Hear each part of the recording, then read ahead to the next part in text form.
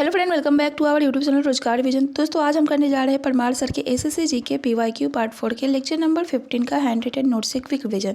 इससे पहले हमने लेक्चर 1 से लेकर लेक्चर 14 तक का रिवीजन करा दिया है, तो जिन्होंने उसे नहीं देखा वे हमारे प्लेलिस्ट में जाकर देख सकते हैं।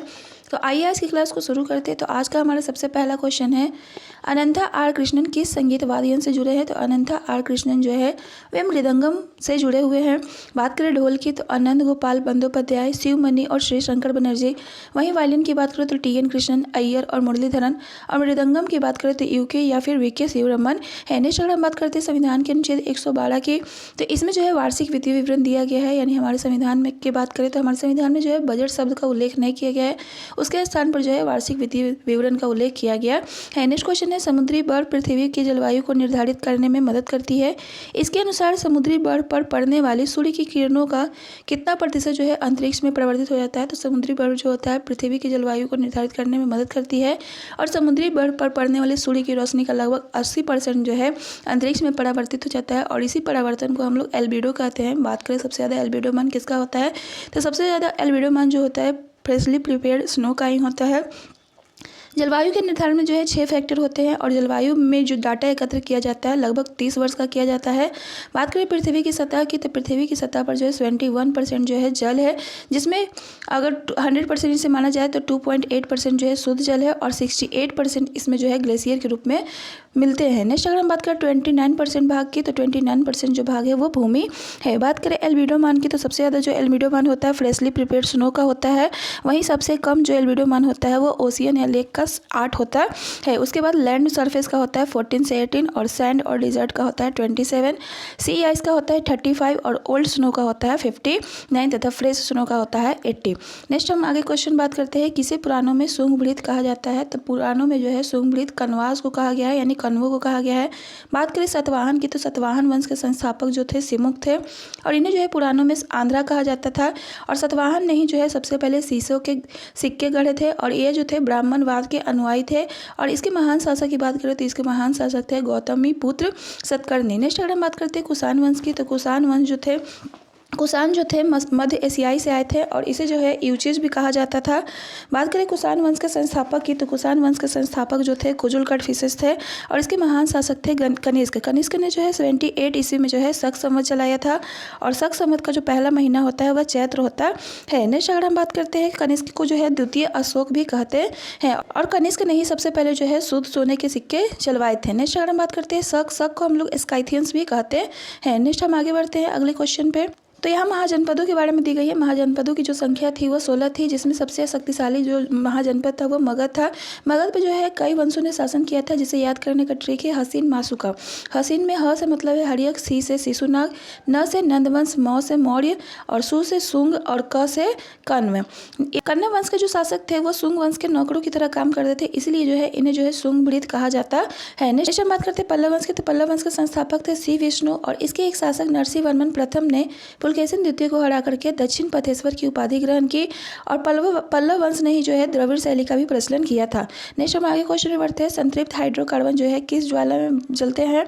तो संतृप्त हाइड्रोकार्बन जो है साफ नीली ज्वाला में जलते हैं। बात करें हाइड्रोकार्बन की, तो यह जो होता है हाइड्रोजन और कार्बन का यौगिक होता है। यह जो होता है 2 प्रकार के होता है, संतृप्त हाइड्रोकार्बन और असंतृप्त हाइड्रोकार्बन। संतृप्त हाइड्रोकार्बन जो होता है वह साफ नीली ज्वाला के साथ जलता है, जबकि असंतृप्त जो हाइड्रोकार्बन होता है वह पीली काली लौ के साथ जलता है। संतृप्त हाइड्रोकार्बन में एल्केन आता है जिसमें एकल बॉन्ड पाया जाता है और असंतृप्त हाइड्रोकार्बन में जो है एल्कीन और एल्काइन आते हैं। एल्कीन में जो होता है द्विबंध होता है, जबकि एल्काइन में जो होता है त्रिबंध होता है और एल्काइन का जो क्वथनांक होता है काफ़ी हाई होता है, यानी काफ़ी उच्च होता है। बात करें एल्कीन की, तो एल्कीन को हम लोग ऑयल फेन्स के नाम से भी जानते हैं। एल्कीन के सामान्य फार्मूला की बात करें तो CnH2n+2 होता है। इसके एग्जाम्पल के रूप में हम लोग ब्यूटेन ले सकते हैं। एल्कीन के फार्मूला है CnH2n, जिसके एग्जाम्पल है इथाइलिन, जो कि एक तरह का गैसीय हार्मोन होता है और यह जो है फल के पकाने में प्रयोग होता है। एल्काइन का जनरल फार्मूला होता है CnH2n-2 और इसके एग्जाम्पल की बात करें तो एसिटाइलिन है और इसका उपयोग जो होता है धातुओं के बिल्डिंग में होता है। नेक्स्ट क्वेश्चन है, कौन वसा को फैटी एसिड में तोड़ता है। तो लाइपेज जो होता है वसा को फैटी एसिड में तोड़ता है। बात करें पेप्सिन की, तो पेप्सिन जो होता है प्रोटीन को एमिनो अम्ल में चेंज करता है और यह जो होता है अम्लीय माध्यम में काम करता है। बात करते हैं स्फिंक्टर मसल की। तो स्फिंक्टर मसल जो होता है पित्त, मूत्र और मल जैसे पदार्थों के प्रवाह को नियंत्रित करने के लिए शरीर के मार्गों को खोलती है और बंद करती है। नेक्स्ट हम आगे बढ़ते हैं ग्रंथि के बारे में। तो ग्रंथि दो प्रकार की होती है, अंतःस्रावी और बाह्यस्रावी। अंतःस्रावी ग्रंथि जो होती है वो हार्मोन को रिलीज करती है, और यह जो होती है नलिका विहीन ग्रंथि होती है, क्योंकि यह जो हार्मोन रिलीज करती है वो सीधे रक्त में करती है। नेक्स्ट लेकिन जो बाह्यस्रावी ग्रंथि होती है वो जो एंजाइम स्रावित करती है, और यह जो है नली में करती है, इसलिए जो है इसे नलिका युक्त ग्रंथि कहते हैं। बात करें सबसे बड़ी बाह्य ग्रंथि की, तो सबसे बड़ी बाह्य ग्रंथि जो है यकृत है। नेक्स्ट है पित्ताशय रस। पित्ताशय रस में जो होता है दो तरह के एंजाइम होते हैं, जैसे लाइपेज और ट्रिप्सिन। लाइपेज जो काम करता है वसा को वसीय अम्ल में बदलने का, तथा ट्रिप्सिन जो काम करता है वह प्रोटीन को एमिनो अम्ल में बदलता है, और ये दोनों जो होता है क्षारीय माध्यम में काम करता है। नेक्स्ट हम बात करते हैं अपचय भोजन से पानी का अवशोषण जो है किसके द्वारा किया जाता है। तो अपचय भोजन से पानी का अवशोषण जो होता है कोलोन के द्वारा किया जाता है, जो कि बड़ी आंत का एक भाग होता है। नेक्स्ट है मेयोको त्यौहार भारत के किस उत्तर पूर्वी राज्य में मनाया जाता है। तो मेयोको त्यौहार जो है अरुणाचल प्रदेश में मनाया जाता है। अरुणाचल प्रदेश के अन्य त्यौहार की बात करें तो सोलुंग त्यौहार, सांकेन, ड्री महोत्सव, लोसर, चालो लोकू, लोसर, मोपिन, पांगसाउ और तवांग है। वहीं मणिपुर की बात करें तो गंगनगाई, लू नगाई और यामसांग, तथा सिक्किम की बात करें तो लोसुंग, लोसर, लोचर, सागा दावा, पांग लाओसोल और चूफाट, और असम के मिकी रेंगबा। नेक्स्ट हम बात करते हैं मेघालय की। तो मेघालय में जो है 3 पहाड़ियाँ पाई जाती है, जैसे गारो, खासी और जैंतिया। ये जो पहाड़ी है वे राजमहल पहाड़ी का ही विस्तार है, और इन्हें जो है राजमहल पहाड़ी से अलग कौन करता है, तो मालदा गैप अलग करता है। नेक्स्ट हम बात करते हैं गारो में कौन सा फेस्टिवल मनाया जाता है। गारो जनजाति के द्वारा जो है वांगला फेस्टिवल, खांसी के द्वारा नोंगक्रेम और जैंतिया के द्वारा बेहदिन खला मनाई जाती है, जो कि जुलाई के महीने में मनाई जाती है। नेक्स्ट क्वेश्चन है बाबर की मृत्यु के बाद हुमायूं ने अपने साम्राज्य को कितने भागों में बांट दिया। तो बाबर के 4 बेटे थे। इस प्रकार जो है हुमायूं ने जो है बाबर की मृत्यु के बाद जो है अपने साम्राज्य को 4 भागों में बांट दिया गया। उसके भाई के नाम बात करें तो अस्करी, हिंदाल और कामरान थे। हुमायूं की दूसरी राजधानी की बात करें तो हुमायूं की दूसरी राजधानी कहाँ थी, तो दीनपनाह में थी। बात करें बाबर की, तो बाबर जो है 12 वर्ष की आयु में जो है फरगना का शासक बना था, और ये अपने आप को उज्बेक तथा तैमूर का वंशज कहता था। बाबर के द्वारा जो है 4 युद्ध लड़े गए थे। पहला है पानीपत जो कि 1526 में, खानवा का युद्ध जो कि 1527 में, चंदेरी का युद्ध जो कि 1528 में, और घाघरा का युद्ध 1529 में लड़ा गया था। नेक्स्ट हम बात करते हैं बाबर के शासनकाल की। तो बाबर का जो शासनकाल था 1526 से 1530 तक रहा था, और इसके बाद जो है बाबर का बेटा हुमायूं आता है, जिसका शासनकाल जो है 1530 से 40 तक रहता है। और हुमायूं और शेर शाह के बीच जो होता है 2 युद्ध होता है, चौसा का युद्ध और कन्नौज का युद्ध। चौसा का युद्ध जो होता है 1539 में, और कन्नौज का जो युद्ध होता है वो 1540 में होता है। लेकिन इन दोनों युद्ध में जो है शेर शाह सूरी की विजय होती है, और हुमायूं जो है हारकर ईरान भाग जाता है। और हुमायूं जो है वापस कब आता है, तो 1555 में फिर से वापस आता है। बात करें शेर शाह की, तो शेर शाह का जो मृत्यु हुआ था कालिंजर किला में हुआ था, और इसका मकबरा जो है सासाराम बिहार में बनाया गया है। नेक्स्ट हम आगे बढ़ते हैं अगले क्वेश्चन पे। यहाँ है पानीपत का दूसरा युद्ध। पानीपत का जो दूसरा युद्ध जो हुआ था 1556 ईस्वी में हुआ था, और यह युद्ध जो हुआ था अकबर और हेमू के बीच हुआ था। लेकिन उस समय अकबर की उम्र बहुत छोटी थी, इसलिए जो है अकबर की तरफ से जो है इस युद्ध का नेतृत्व जो है बैरम खान ने किया था। नेक्स्ट है शेर शाह सूरी के द्वारा जो है जीटी रोड बनाया गया था, और इसने जो है NH1 भी बनाया था, जो कि दिल्ली से अमृतसर को जोड़ता है, और इसे जो है शेर शाह सूरी मार्ग भी कहा जाता है। जीटी रोड पे जो है उसने जो है सराय बनाया था, जो कि लोगों के आराम करने की जगह होती थी।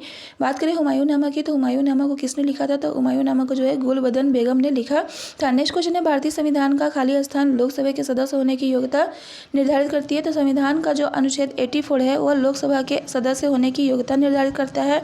बात करें अनुच्छेद 76 की, तो इसमें जो है भारत के महान्यायवादी का वर्णन किया गया है। महान्यायवादी जो होता है भारत का सर्वोच्च विधि अधिकारी होता है। बात करें इसकी योग्यता की, तो इसका योग्यता जो होता है सुप्रीम कोर्ट के जज के समान होता है, यानी वह भारत का नागरिक हो, हाई कोर्ट में जो है 5 साल तक जज का काम किया हो, या फिर 10 साल तक हाई कोर्ट में वकील रहा हो, या फिर राष्ट्रपति की नज़रों में वह एक पारंगत विधिवेत्ता होना चाहिए। नेक्स्ट अनुच्छेद 74, इसमें जो है मंत्रिपरिषद के उल्लेख के बारे में कहा गया है। राष्ट्रपति जो होता है मंत्रिपरिषद की सलाह पर कार्य करता है। राष्ट्रपति मंत्रिपरिषद की सलाह को एक बार लौटा सकता है, लेकिन मंत्रिपरिषद द्वारा दोबारा भेजने पर राष्ट्रपति सलाह को मानने के लिए बाध्यकारी है। इसे जो है 44वां संविधान संशोधन के द्वारा कहा गया था। इस प्रकार जो राष्ट्रपति जो होता है डी ज्यूरे हेड होता है, वहीं जो प्राइम मिनिस्टर होता है डी फैक्टो हेड या फिर रियल हेड होता है, यानी वास्तविक शक्ति जो होता है प्राइम मिनिस्टर के पास होता है। नेक्स्ट हम बात करते हैं अनुच्छेद 64 की, तो इसमें जो है उपराष्ट्रपति राज्यसभा का पदन सभापति होगा कहा गया है। और अनुच्छेद 84 में जो है संसद की सदस्यता के लिए योग्यता कहा गया है। इसमें कहा गया है कि संसद का सदस्य बनने के लिए वो सबसे पहले वह भारत का नागरिक होना चाहिए। उसकी उम्र अगर लोकसभा का सदस्य बनना है तो 25 वर्ष, और राज्यसभा के सदस्य के लिए 30 वर्ष होना चाहिए। बात करें द्विसदनीय विधानमंडल या फिर मार्शल कानून हम लोग किस देश के संविधान से लिए हैं, तो यूके के संविधान से लिए हैं। नेक्स्ट हम बात करते हैं 89 की, तो इसमें जो है राज्यों के परिषद के अध्यक्ष और उपाध्यक्ष का वर्णन किया गया है। अनुच्छेद 89(1) में जो है कहा गया है कि उपराष्ट्रपति राज्यसभा का सभापति होता है। नेक्स्ट हम बात करते हैं राज्यसभा के गठन की, राज्यसभा का जो गठन हुआ था 3 अप्रैल 1952 को हुआ था, वहीं लोकसभा का जो गठन हुआ था 17 अप्रैल 1952 को हुआ था, और इन दोनों की जो पहली बैठक हुआ था वह जो हुआ था 13 मई 1952 को हुआ था। नेक्स्ट हम आगे बढ़ते हैं अगले क्वेश्चन पे। 9वां क्वेश्चन है, international union for pure and applied chemistry यानी IUPAC द्वारा अनियमित अंतराल पर प्रकाशित कार्बनिक रासायनिक नामकरण पर सिफारिशों के संग्रह के रूप में रसायनज्ञों द्वारा आमतौर पर किस पुस्तक को संदर्भित किया जाता है? तो इसका आंसर है नीली किताब। नेक्स्ट हम आगे बढ़ते हैं लाल किताब के बारे में। तो लाल किताब में जो है अकार्बनिक यौगिक के बारे में बताया गया है। नेक्स्ट हम बात करते हैं IUCN की, जिसका फुल फॉर्म जो होता है international union for conservation of nature होता है, जिसका हेडक्वार्टर जो है ग्लैंड स्विट्जरलैंड में है। इसमें जो है स्पीसीज को जो है 9 कैटेगरी में बांटा जाता है।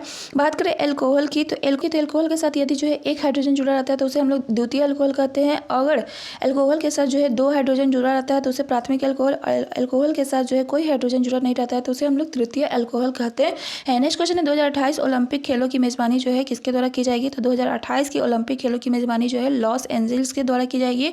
वहीं 2032 के जो ओलंपिक खेल होगा वो जो है ब्रिस्बेन ऑस्ट्रेलिया में खेला जाएगा। नेक्स्ट हम बात करते हैं शीतकालीन ओलंपिक खेल 2026 की, तो यह जो है मिलान कॉर्टिना इटली में किया जाएगा। और ग्रीष्मकालीन यूथ ओलंपिक खेल जो होगा 2026 का डकार सेनेगल में, तथा एशियाई खेल 2026 का जो होगा एची नागोया जापान में, और 2030 का जो होगा दोहा कतर में होगा। नेक्स्ट हम बात करते हैं पहले एशियाई खेल की, तो पहला एशियाई खेल जो हुआ था 1951 में नई दिल्ली में हुआ था, और सेकंड बार जो हुआ था भारत में 1982 में हुआ था। सर्वाधिक मेजबान देश की बात करें एशियाई खेल की तो वह है थाईलैंड, जबकि चीन और दक्षिण कोरिया के द्वारा जो है 3 बार इसका मेजबान किया गया है। नेक्स्ट हम बात करते हैं कॉमनवेल्थ गेम 2010 में जो है भारत मेजबान किया था, और फीफा 2026 जो है मैक्सिको, USA और कनाडा यानी कि 3 देशों में होगा। और 2027 का जो क्रिकेट वर्ल्ड कप होगा वह जो है दक्षिण अफ्रीका, जिम्बाब्वे और नामीबिया में, और 2026 की T20 वर्ल्ड कप जो होगा भारत और श्रीलंका में। नेक्स्ट हम बात करते हैं इंडिया जो है कब जो है क्रिकेट वर्ल्ड कप की मेजबानी किया है, तो 1987, 1996, 2011 और 2023 में जो है भारत ने क्रिकेट वर्ल्ड कप की मेजबानी की है, लेकिन जीता था 1983 में और 2011 में। नेक्स्ट क्वेश्चन है, भारतीय संविधान की प्रस्तावना में कब संशोधन किया गया था? तो भारतीय संविधान की प्रस्तावना में जो है संशोधन जो किया गया था 42वां संविधान संशोधन 1976 के द्वारा किया गया था। प्रस्तावना को संविधान का ID कार्ड किसने कहा था? तो प्रस्तावना को संविधान का ID कार्ड जो है NA पालकीवाला ने कहा था, तथा संविधान की कुंडली किसके द्वारा कहा गया था? तो KM मुंशी के द्वारा कहा गया था। बात करें प्रस्तावना की, तो प्रस्तावना किस देश के संविधान से ग्रहण किया गया? तो प्रस्तावना जो है US के संविधान से ग्रहण किया गया है। नेक्स्ट हम आगे बढ़ते हैं भारतीय संविधान के अधिकार स्रोत की, तो भारतीय संविधान का जो अधिकार स्रोत है वह भारत के लोगों के पास है। वहीं संविधान की प्रकृति की बात करें तो संविधान की प्रकृति संपूर्ण प्रभुता संपन्न समाजवादी पंथ निवेश और लोकतांत्रिक गणराज्य के रूप में है। नेक्स्ट हम बात करते हैं प्रस्तावना के उद्देश्य, तो इसमें जो उद्देश्य दिया गया है न्याय, स्वतंत्रता, समानता और भाईचारा, और इसे लागू कब किया गया था? तो 26 नवंबर 1949 को लागू किया गया था। बात करें प्रस्तावना को जो है किसके द्वारा लाया गया था? तो प्रस्तावना को उद्देश्य प्रस्ताव के माध्यम से 13 दिसंबर 1946 को जवाहरलाल नेहरू के द्वारा लाया गया था, और इसे जो है लागू कब किया गया था? तो 22 जनवरी 1947 को लागू किया गया था। बात करें केशवानंद भारती मामला की, तो यह जो है 1973 में आया था, और इसमें कहा गया था कि प्रस्तावना संविधान का भाग है और इसमें संशोधन किया जा सकता है। 42वां संविधान संशोधन में जो है 3 शब्द जोड़े गए थे, समाजवादी, पंथ निरपेक्ष और अखंडता शब्द जोड़े गए थे। नेक्स्ट क्वेश्चन है, कौन सा समझौता 1932 में सांप्रदायिक पुरस्कार का उत्तराधिकारी था? तो गांधी अम्बेडकर जो समझौता था 1932 के सांप्रदायिक पुरस्कार का उत्तराधिकारी था। नेक्स्ट हम बात करते हैं 1909 की, तो 1909 जिसे हम लोग पार्लियामेंट्री सुधार कहते हैं, इसमें जो है मुस्लिमों के लिए पृथक निर्वाचन लाया गया था। और 1919 जिसे हम लोग मॉन्टेग्यू चेम्सफोर्ड सुधार कहते हैं, इसमें जो है पृथक निर्वाचन को आगे बढ़ाया गया, और इसमें जो है मुस्लिमों के अलावा आंग्ल भारतीय और यूरोपियों को भी शामिल किया गया। नेक्स्ट हम बात करते हैं गोलमेज सम्मेलन की, तो गोलमेज सम्मेलन जो है 3 बार बुलाया गया था, 1930 में, दूसरा 1931 में और तीसरा है 1932 में। इन तीनों गोलमेज सम्मेलन में जो है अम्बेडकर ने भाग लिया था, लेकिन जो है कांग्रेस ने केवल दूसरे गोलमेज सम्मेलन में भाग लिया था। इन तीनों गोलमेज सम्मेलन में जो है अम्बेडकर जी ने एक प्रस्ताव रखा था दलितों के लिए पृथक निर्वाचन का, जिसके लिए जो है एक कमेटी गठित की गई थी, लोथियन कमेटी। इसमें जो है दलितों के पृथक निर्वाचन के लिए मांग रखी गई थी। और 1932 में रैमजे मैकडोनाल्ड ने यह घोषणा किया था कि दलितों के लिए पृथक निर्वाचन होगा की गई थी, लेकिन जो है गांधी जी इससे नाराज थे, और इसके बाद जो है गांधी जी जो है आमरण अनशन करते हैं यरवदा जेल में। और इसके बाद जो है गांधी जी और अम्बेडकर जी के बीच जो होता है एक पैक्ट होता है, जिसे हम लोग पूना पैक्ट के नाम से जानते हैं, लेकिन कहीं कहीं जो है गांधी की जगह मदन मोहन मालवीय का नाम आता है। बात करें हरिजन सेवक संघ की, तो हरिजन सेवक संघ का जो स्थापना किया थे गांधी जी के द्वारा 1934 में की गई थी, और कराची अधिवेशन जो हुआ था 1931 में, जिसका अध्यक्षता जो है सरदार पटेल के द्वारा किया गया था। नेक्स्ट हम आगे बढ़ते हैं। ठोस पृथ्वी के आंतरिक भाग से गैसों के बाहर निकलने की प्रक्रिया का नाम क्या है? तो ठोस पृथ्वी के आंतरिक भाग से गैसों के बाहर निकलने की जो प्रक्रिया है उसी को हम लोग डी गैसिंग या फिर गैस निकलना कहते हैं।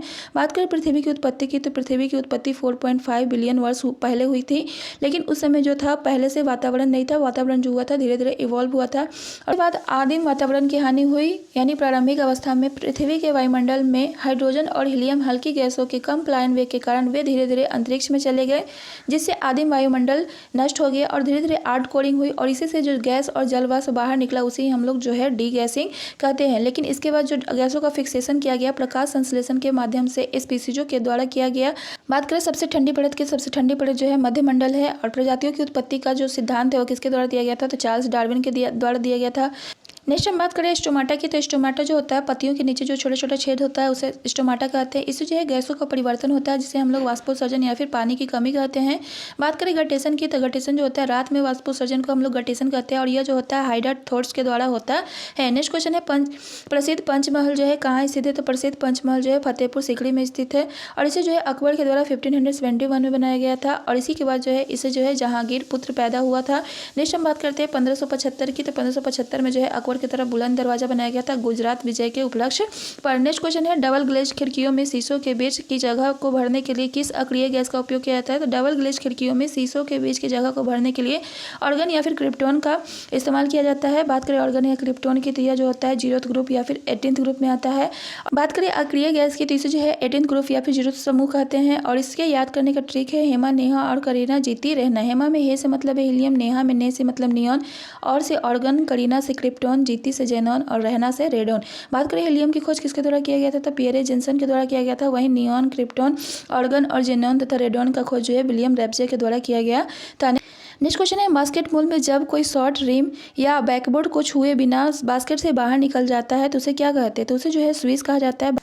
नेक्स्ट हम बात करते हैं बास्केटबॉल से जुड़े कुछ शब्द की, जैसे में ड्रिबलिंग और पिवेट है। इसके खिलाड़ियों की संख्या कितनी होती है? तो बास्केटबॉल में खिलाड़ियों की संख्या जो होती है 5 होती है और इसमें जो है 4 क्वार्टर होता है और 4 क्वार्टर में जो होता है हर क्वार्टर जो होता है 10 मिनट का होता है। नेक्स्ट हम अगर बात करते हैं अगले क्वेश्चन की, तो राष्ट्रीय काम के बदले अनाज कार्यक्रम वर्ष 2004 में भारत सरकार द्वारा भारत के खाली स्थान सबसे पिछड़े जिले में शुरू की गई थी। तो राष्ट्रीय काम के बदले अनाज कार्यक्रम जो है 2004 में भारत सरकार द्वारा भारत के 150 जिले में शुरू की गई थी। बात करें नरेगा की, तो नरेगा की स्थापना जो है 2005 में किया गया था और अकुशल श्रमिकों को काम देने के लिए किया गया था, लेकिन इसे लागू किया गया था 2 फरवरी 2006 को और बाद में जो है यही नरेगा जो है मनरेगा बन जाता है 2 अक्टूबर 2009 से। नेक्स्ट है भारत में दार्जिलिंग पहाड़ियाँ खाली स्थान की खेती के लिए प्रसिद्ध है। तो भारत में जो दार्जिलिंग पहाड़ियाँ है वह चाय की खेती के लिए प्रसिद्ध है और यह जो दार्जिलिंग पहाड़ियाँ है वह सिक्किम में स्थित है और सिक्किम में ही जो है हमारे देश का सबसे ऊंचा चोटी है कंचनजंगा, जिसकी ऊंचाई जो है 8598 मीटर है। नेक्स्ट हम आगे बढ़ते हैं मिट्टी के बारे में। तो मिट्टी के अध्ययन को जो है हम लोग कहते हैं पेडोलॉजी।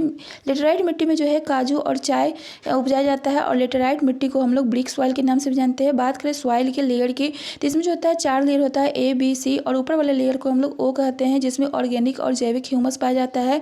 A को टॉप सॉइल और B को जो है सेमी वेदर रॉक और C में जो है अपक्षयी चट्टान पाई जाती है। नेक्स्ट हम बात करते हैं प्री मानसून बारिश की। तो प्री मानसून बारिश जो होता है मानसून से पहले जो बारिश होता है उसे ही हम लोग प्री मानसून बारिश कहते हैं।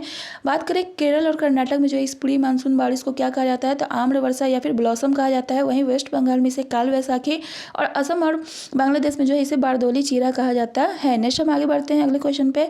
तो भारत में प्रमुख कोयला क्षेत्र कौन सा है? तो भारत में प्रमुख जो कोयला क्षेत्र है वह जो झरिया और रानीगंज है।